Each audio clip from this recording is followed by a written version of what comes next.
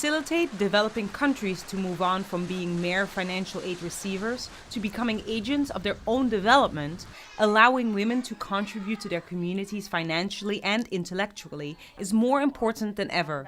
Key players in the world of development aid investment and philanthropy joined hands tonight to re-emphasize the message that they have no patience for countries that condone one of the most limiting factors to their own economic growth, gender inequality.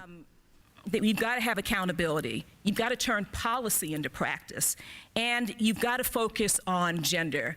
We need to focus on the women leaders and having women's voice, women's seat at the table, women's role in decision-making in public life as well as in the home. The panelists shared their organization's best practices when it comes to women's empowerment, as well as the results of a decade of gender policy by the Millennium Challenge Corporation, a development investment organization that requires a demonstrated willpower to achieve higher standards of living and equality for its people as prerequisites for receiving aid. The whole idea is to come up with something that helps to empower women rather than necessarily teach them. So whether you're working in energy efficiency or disaster response, there's a way to engage strategically half the population. So until our partner countries meet the requirements, we don't disperse funds.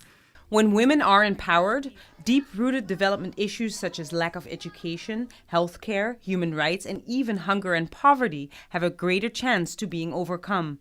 It is therefore an integral part of many development strategies, as when women take ownership over their own lives, they can eventually share the responsibility for a healthier community with their male counterparts and contribute to a more developed world.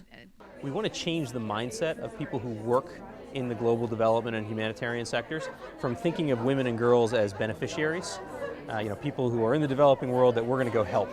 We want to change that mindset to women and girls being agents of their own change.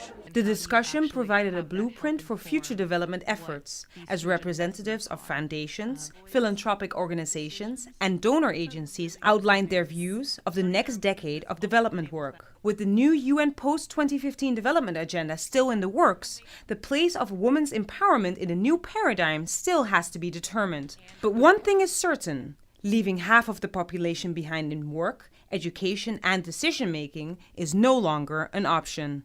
What we believe is that where there is gender inequality, that is a constraint to economic growth. If half of your population is prohibited from engaging in the economy, then you cannot grow, you cannot reduce poverty. And so we focus on gender equality and addressing gender inequality because we believe that that is the way to remove constraints to growth and to reduce poverty. You have to have your entire population engaged in the economy, men and women engaged in the economy, in order to create sustainable growth, sustainable economic growth and poverty reduction. Panelists here tonight showed once again that the key ingredient to great development work are passion and cooperation. And by working together, these organizations continue to put these elements to work for a world with more women in the workforce, more women in schools, more women in government, and more women in power.